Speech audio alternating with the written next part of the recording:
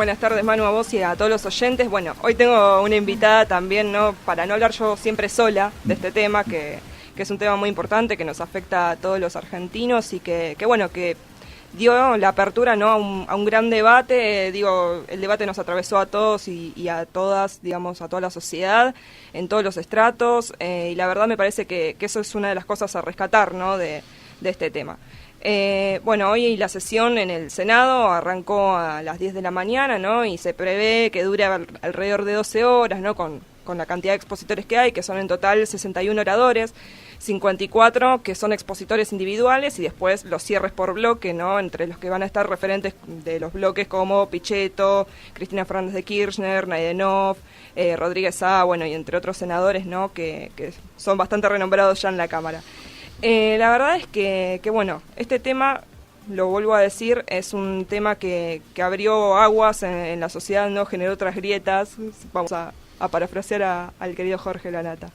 Y la verdad hay una convocatoria muy grande, ¿no? De sectores que están tanto a favor como en contra. En este caso, hoy en Darregueira, en este momento, en la plaza, hay un montón de chicos jóvenes, chicos menores de 18 años incluso, que están manifestándose a favor de la legalización del aborto, a favor de salvar la vida de millones de mujeres que justamente quieren decidir sobre sus cuerpos, y la verdad eso es muy importante. Así que, Karina, también te incluyo, ¿no? en la mesa, y la verdad me parece que es importante también ver otra mirada, ¿no? Al respecto de este tema.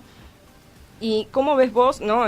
Lo que está pasando hoy con este debate también de cara al futuro? ¿Qué antecedentes también hay, ¿no? de este debate? Porque no es que salió un repollo, sino que se fue generando durante muchos años, y está bueno que también haya otra voz que lo cuente, porque yo siempre en esta columna no vengo tratando este tema. Desde la primera columna que salí, sí. Recuerdo que el primer tema del que hablé fue justamente la entrada en el Congreso del proyecto de interrupción voluntaria del embarazo.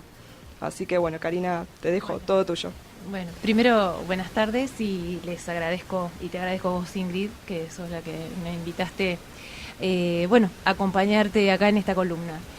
Sí, la reflexión es que me parece que este debate que se ha abierto ha permitido dejar al desnudo un montón de cuestiones. Este reclamo es un reclamo histórico del movimiento de mujeres, que ya tiene más de 30 años, y que, esta habilitación, digamos, a que se pueda debatir para que finalmente se pueda,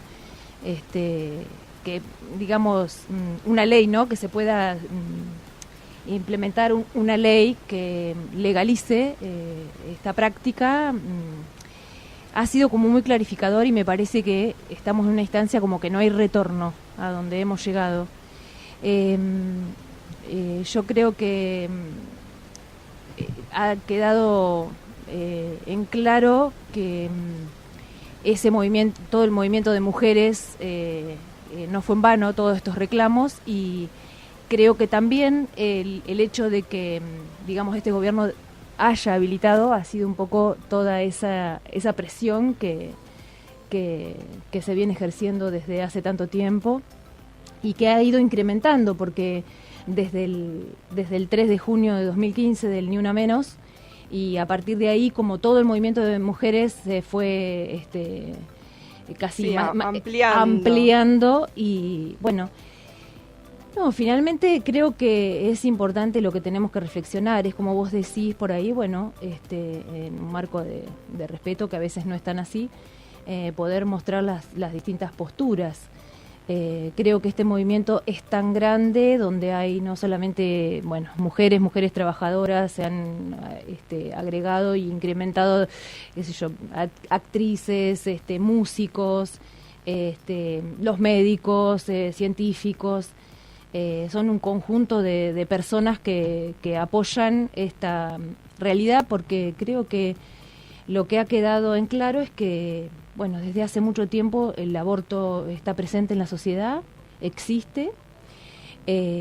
Los números que da el Ministerio de Salud, si bien no se pueden dar cifras reales porque como está clandestino, pero las cifras están.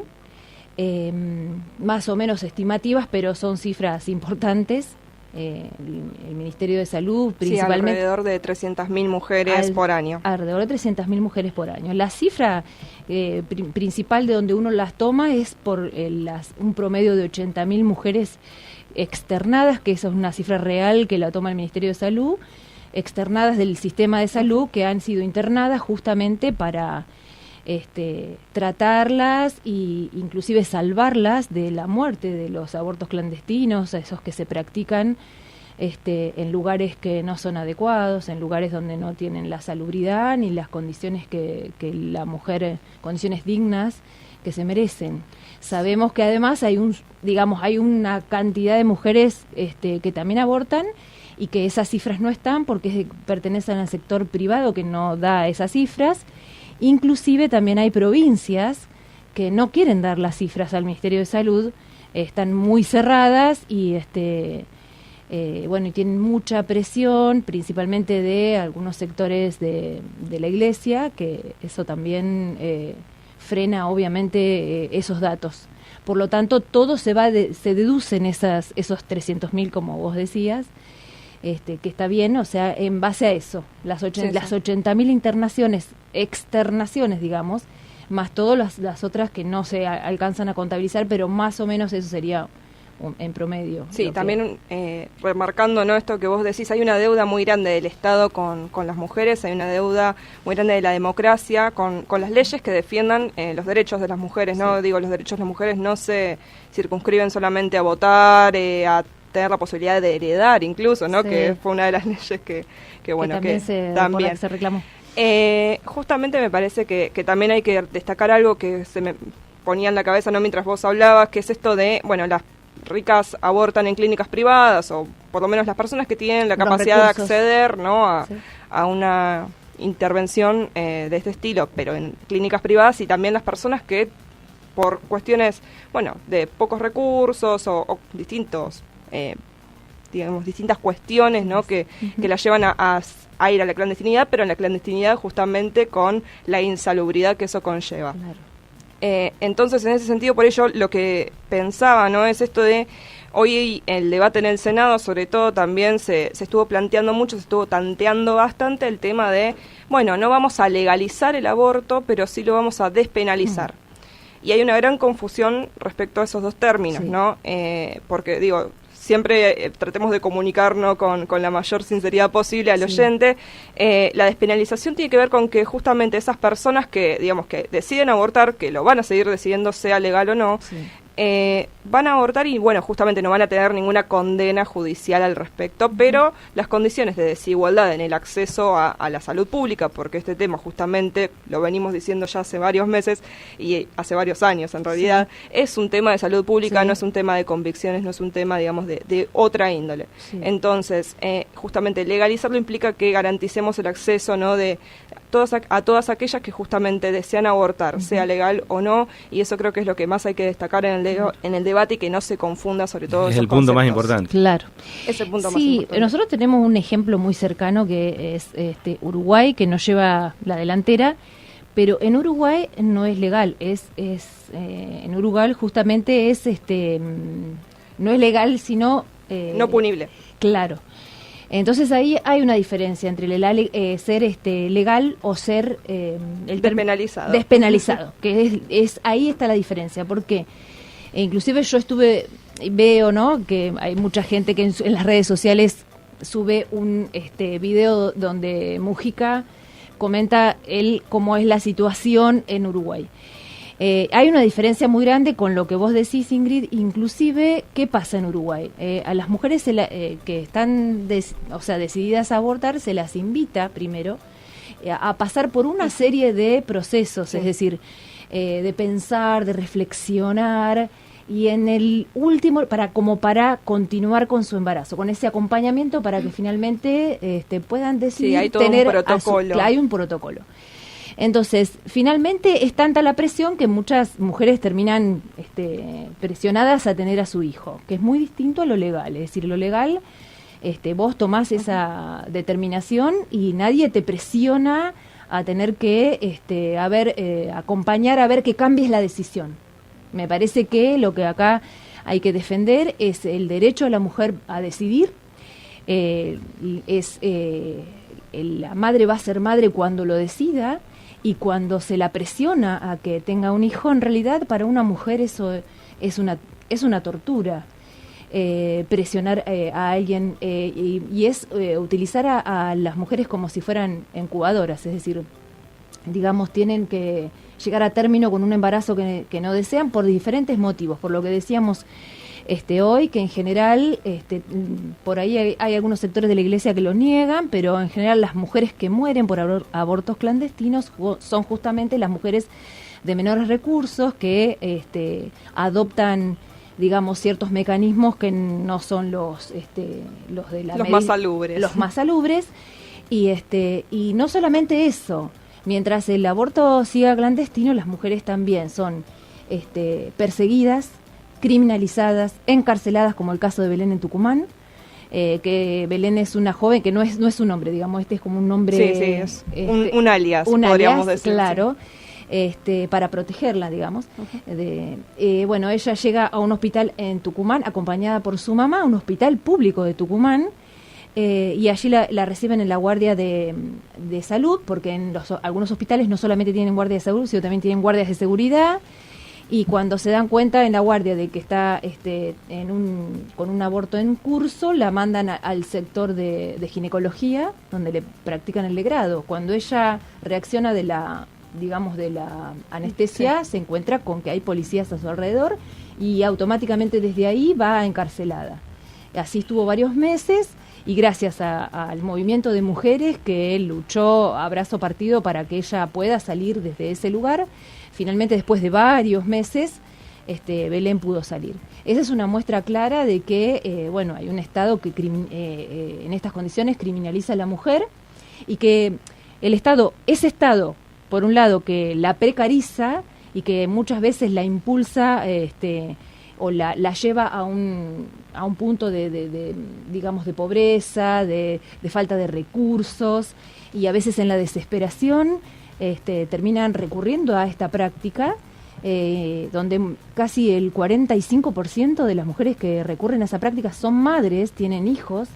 Sí, como el caso de esta chica en Santiago del Estero. Liliana Herrera, que hace justo en la madrugada del 4 de agosto falleció en un hospital de Santiago del Estero, y quedaron huérfanas 2 de sus hijas, justamente porque tampoco pudo acceder al aborto legal en un hospital, como es lo que el movimiento de mujeres reclama. Y yo lo que quería, por ahí, que esta campaña nacional, que también es internacional, porque convengamos que también nos están apoyando montones de países, no solo Amnistía Internacional, países de Latinoamérica, desde Irlanda.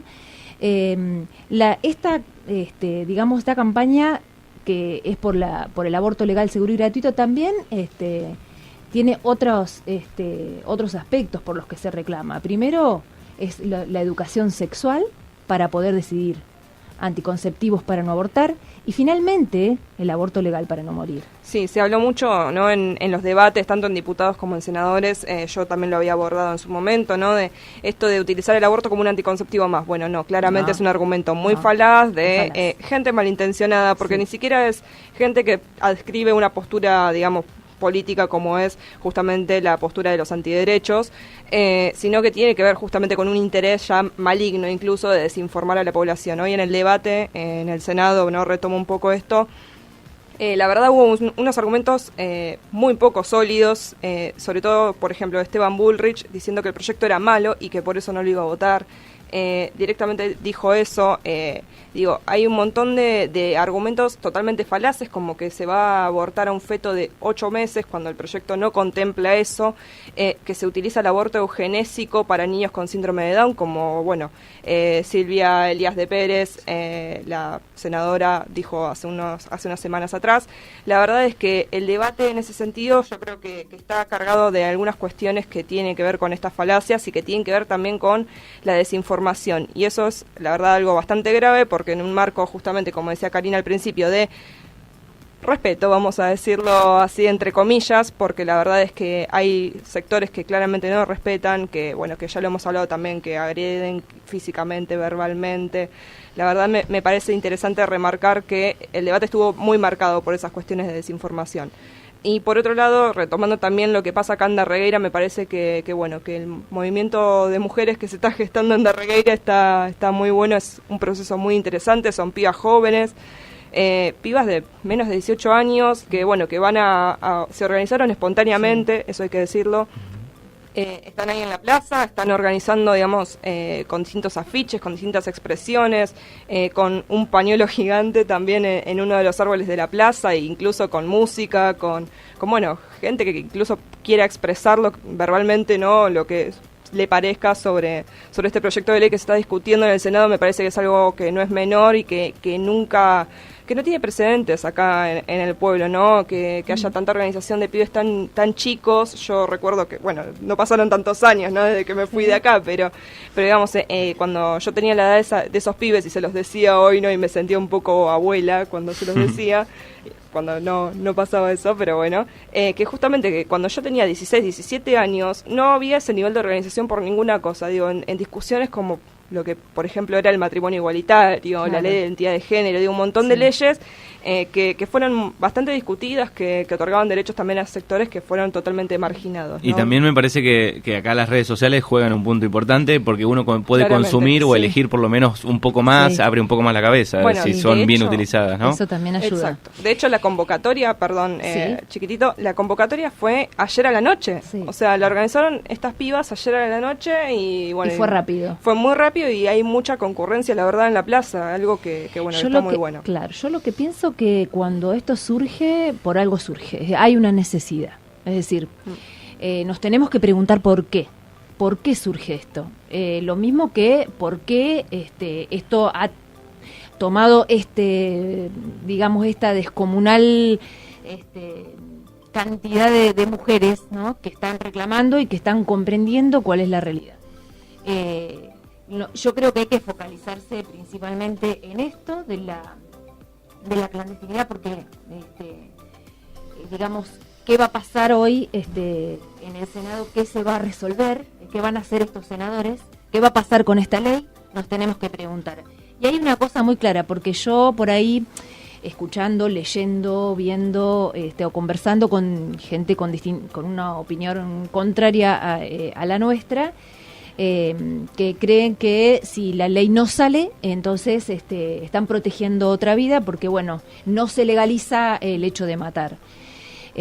Bueno, hay montones de cuestiones que se dicen las mujeres, que son aborteras, que son asesinas, es decir, cosas muy despectivas, que están muy lejos de ser así, primero porque bueno, ni siquiera el Código Penal, alguien que aborta tiene la misma pena que alguien que asesina a alguien. Que es un asesino. Sí, de hecho, los argumentos también que escuché hoy, ¿no?, en el debate en el Senado eran muy por ese lado, el lado de la Constitución y las leyes, cuando no hay ninguna ley que, digamos, que hable de esto, o sea, que condene a una mujer por abortar, básicamente. De hecho, hay fallos de la Corte Suprema, el fallo FAL, que justamente apoya, ¿no?, esto, y que también hay distintos protocolos de interrupción voluntaria del embarazo en distintas ciudades del país, en distintas provincias, que no todas lo aplican. No entonces, lo aplican. La verdad eso es grave. Es muy y grave. Yo lo que digo que es grave, y volviendo a lo de hoy de de los jóvenes que están en la plaza, digo, por ahí están reclamando también algo, porque nosotros estamos en un momento donde, por un lado, tenés a quienes se oponen a esta ley,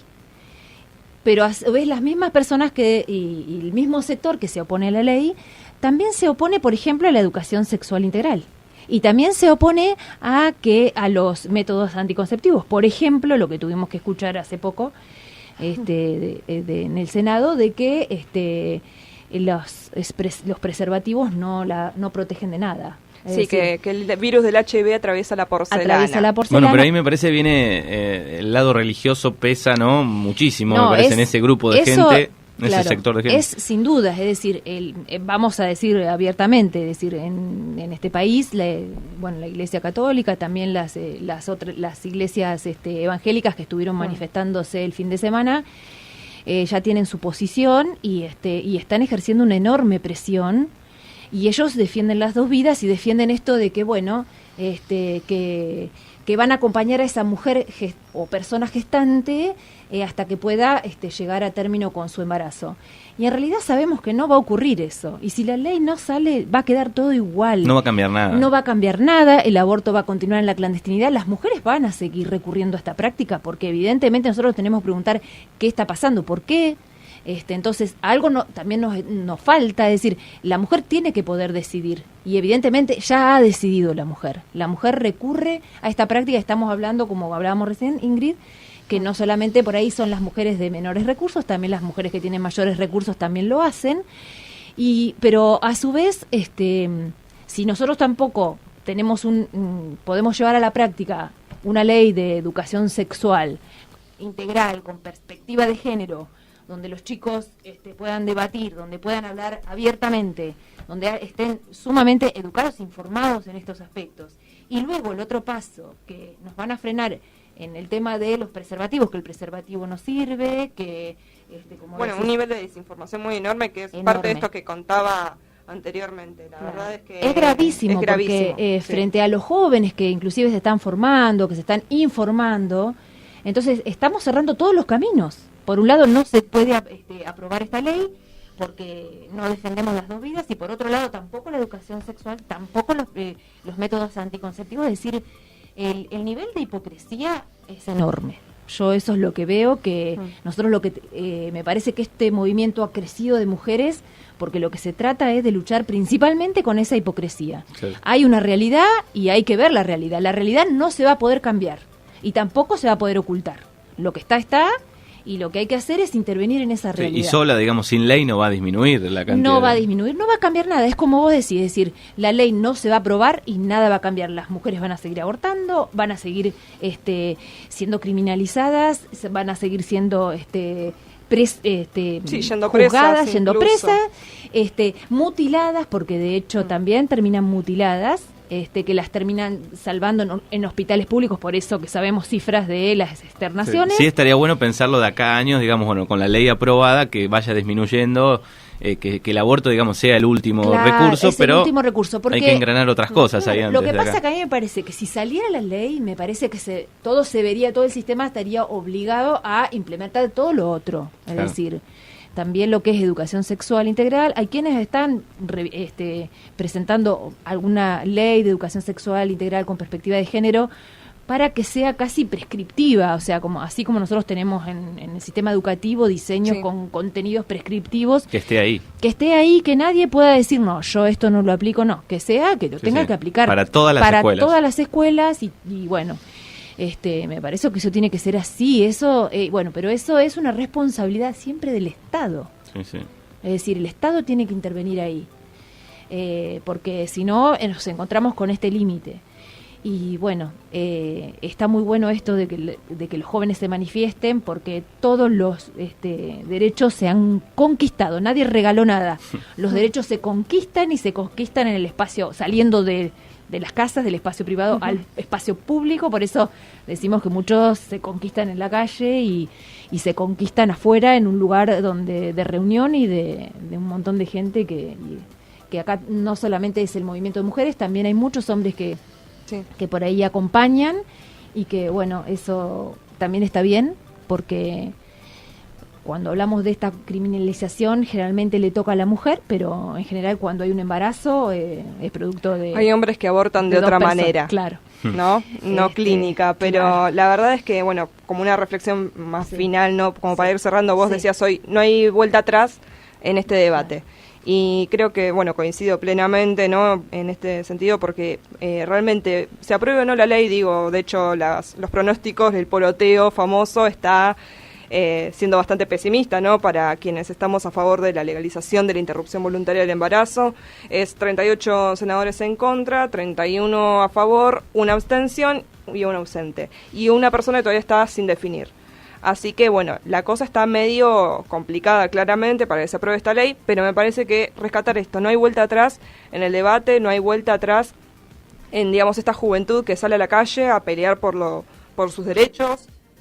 la verdad me parece que tiene como toda una connotación muy piola, para decirlo más en criollo, ¿no? Y que justamente tiene que ver con recuperar estas cosas, estos silencios, ¿no? Que hubo durante tanto tiempo, por poder contar nuestras propias historias, con respecto no solo al aborto, sino con todas estas cuestiones que tienen que ver con una perspectiva de género. La verdad es que creo que hay debates que ya son justamente irreversibles y que, bueno, tarde o temprano será ley, ¿no? Como dicen muchos. Pero si la masa no se mueve desde el Estado, no van a mover. Con estos temas no mueven nunca. No. De hecho, si esta ley no se aprueba, hay que esperar 2 años más para volver a retomar, digamos, Sí, para que tome estado legislativo, porque justamente, el año que viene es bastante inservible, podría hacerse, pero la verdad, con la misma Cámara de Senadores y la misma Cámara de Diputados no va a pasar absolutamente nada, ¿no? Va a ser lo mismo, así que tendríamos que esperar a las elecciones del 2019, y que asuman en el periodo de fines de 2019, el 10 de diciembre, para poder ingresar nuevamente el proyecto. Así que la verdad es que, muchísimas gracias, Karina, por venir. Al contrario, te agradezco. Me parecía interesante que también haya una visión distinta, una voz distinta, porque si no, siempre es muy monocorde yo, ¿no? Hablando del tema. No, yo te agradezco a vos y también a vos, Manu.